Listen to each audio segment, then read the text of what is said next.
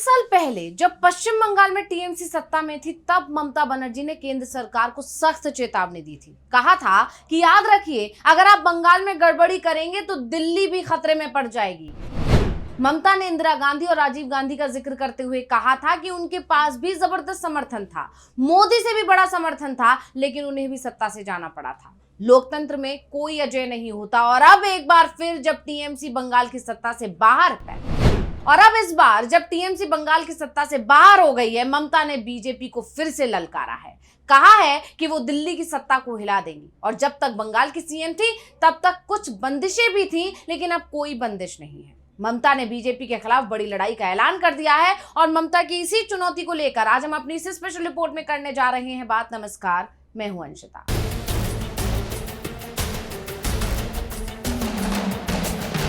पश्चिम बंगाल की सत्ता से बाहर होने के बाद से टीएमसी प्रमुख ममता बनर्जी ने मोदी सरकार को दिल्ली की सत्ता से हटाने की तैयारी शुरू कर दी है। उन्होंने ऐलान कर दिया है कि बीजेपी को दिल्ली की सत्ता से हटाया जाएगा। हालांकि नतीजे आते ही उन्होंने विपक्ष से एकजुट होने का आह्वान भी कर दिया था, लेकिन अब एक बार फिर जब ममता ने बीजेपी को घेरा तो ममता के तेवर बता रहे हैं कि वो अब बीजेपी की रातों की नींद उड़ाने वाली है। क्योंकि बंगाल चुनाव हारने के बाद ममता बनर्जी कोलकाता के बंद कमरों में हार के आंसू बहाने के बजाय एक नई रणनीति की पटकथा लिख रही हैं। एक ऐसी रणनीति जिसका मकसद सिर्फ बंगाल वापस पाना नहीं है, बल्कि साल 2029 में देश की राजधानी दिल्ली की सत्ता से बीजेपी को आउट भी करना है। आगे बढ़ने से पहले यह समझना जरूरी है कि टीएमसी हारी क्यों। इसका जवाब है, चुनाव से पहले मतदाता सूची में बड़ा उलटफेर हुआ, जिससे टीएमसी का कोर वोटर बेस प्रभावित हुआ।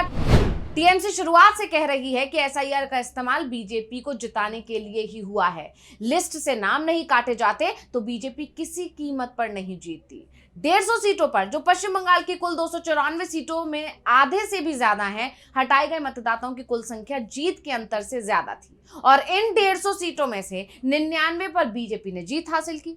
जबकि 2021 की अगर बात करें तो उसमें बीजेपी ने इनमें से सिर्फ 19 सीटों पर ही जीत दर्ज की थी। और इन 105 सीटों में से ज्यादातर सीटें ऐसी थीं जिन पर बीजेपी ने इससे पहले कभी जीत हासिल नहीं की थी।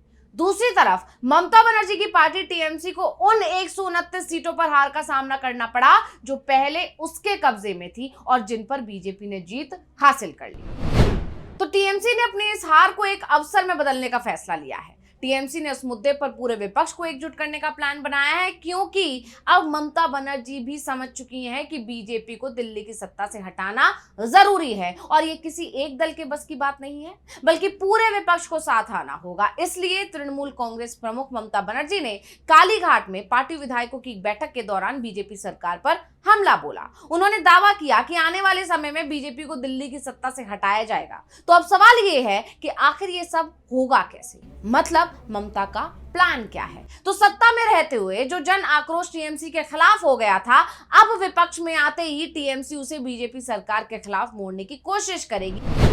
यानी एक बार फिर से वो वोटर ममता की तरफ आ सकता है। केंद्रीय योजनाओं के रुकने, नौकरियों के वादों और कानून व्यवस्था के मोर्चे पर बीजेपी को घेरने के लिए टीएमसी सड़कों पर उतरेगी। और इसकी शुरुआत ममता कर चुकी है। ममता ने अपनी मीटिंग में कहा कि राज्य में संविधान की मूल भावना के साथ छेड़छाड़ हो रही है। ममता बनर्जी ने कहा कि अल्पसंख्यक समुदायों को निशाना बनाया जा रहा है, हॉकरों की दुकानों पर बुलडोजर चलाया जा रहा है। और इसके साथ ही तृणमूल कांग्रेस ने ऐलान किया कि 21 मई को कोलकाता समेत अन्य कई इलाकों में विरोध प्रदर्शन किया जाएगा।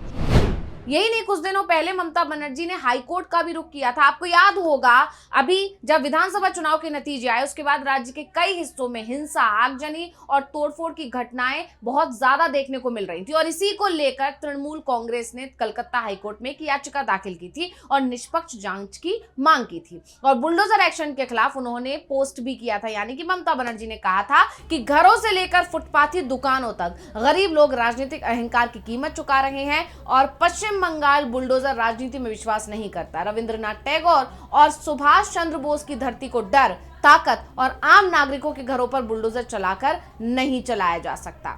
इतना ही नहीं, टीएमसी का फोकस केवल बंगाल नहीं बल्कि हिंदी बेल्ट, यूपी, बिहार, झारखंड के उन युवाओं पर भी है जो रोजगार और महंगाई से परेशान हैं।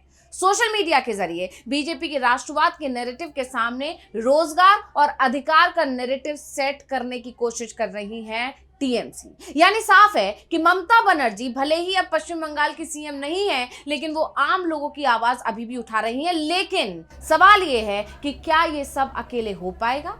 तो ममता बनर्जी और टीएमसी नेतृत्व का मानना है कि इस हार के बावजूद वो पीछे हटने वाली नहीं है। उनका पूरा ध्यान अब केंद्र यानी दिल्ली की राजनीति पर केंद्रित हो गया है। लेकिन ममता और उनकी पार्टी समझ चुकी है कि ये सब अकेले संभव नहीं है। इसलिए चुनाव नतीजों के बाद से ही ममता बनर्जी ने विपक्षी दलों से अपील करना शुरू कर दिया है कि वो बिखरने के बजाय एकजुट रहें। उनका कहना है कि अगर विपक्ष एक साथ मजबूती से खड़ा रहता है तो बीजेपी को दिल्ली की सत्ता से बाहर करना मुमकिन है। टीएमसी राष्ट्रीय स्तर पर कांग्रेस, समाजवादी पार्टी और अन्य विपक्षी दलों के साथ मिलकर इंडिया गठबंधन के मंच को और आक्रामक बनाएगी। बढ़ती महंगाई, बेरोजगारी और केंद्रीय एजेंसियों यानी ईडी, सीबीआई के कथित दुरुपयोग जैसे राष्ट्रीय मुद्दों को उठाकर टीएमसी दिल्ली के स्तर पर बीजेपी सरकार को घेरेगी। और इसकी शुरुआत उन्होंने 9 मई यानी रविंद्रनाथ जयंती से ही कर दी थी। उन्होंने बीजेपी सरकार पर हमला बोलते हुए बता दिया था कि वो ना तो डरने वाली हैं, ना रुकने वाली हैं। दरअसल ममता बनर्जी ने रविंद्र जयंती समारोह के लिए 3 जगहों पर अनुमति मांगी थी, लेकिन सरकार ने नामंजूर कर दिया था। इस मुद्दे को तो उन्होंने उठाया ही, साथ ही अपने आवास पर ही कार्यक्रम आयोजित करने का फैसला लिया और इस अवसर पर सभी समान विचारधारा वाले दलों से भारतीय जनता पार्टी को रोकने की अपील भी की। ममता बनर्जी ने हार के तुरंत बाद कड़ा रुख अपनाते हुए अपने विधायकों से कहा था कि आने वाले दिनों में बीजेपी को दिल्ली की सत्ता से हटा दिया जाएगा और ये हार एक पड़ाव है, अंत नहीं। यानी ममता बनर्जी तो बीजेपी की सत्ता को उखाड़ फेंकने के लिए पूरी तरह से लग चुकी हैं। लेकिन अब सवाल ये भी है कि ममता तो अपील कर रही हैं, लेकिन क्या विपक्ष उनका साथ देने को राजी है? क्या विपक्ष ममता के साथ आएगा? तो इसका जवाब है, विपक्ष पहले ही एकजुट होने का ऐलान कर चुका है। आपको याद होगा, राहुल गांधी से लेकर अखिलेश यादव तमाम विपक्षी नेताओं ने ममता का समर्थन किया था जब उन्होंने एसआईआर प्रक्रिया पर सवाल उठाए थे। चुनाव नतीजे आने के बाद जिस तरह की शिकायतें टीएमसी की तरफ से की जा रही थी, उसका भी समर्थन किया था विपक्षी नेताओं ने, क्योंकि विपक्ष का मानना है कि ममता बनर्जी को कमजोर होने देने से राष्ट्रीय स्तर पर बीजेपी विरोधी गठबंधन को झटका लगेगा। विपक्ष को पता है कि 2029 के आम चुनाव में बीजेपी को कड़ी टक्कर देने के लिए ममता बनर्जी का आक्रामक राजनीति और बंगाल में उनका 80 विधायकों का आधार बेहद जरूरी है।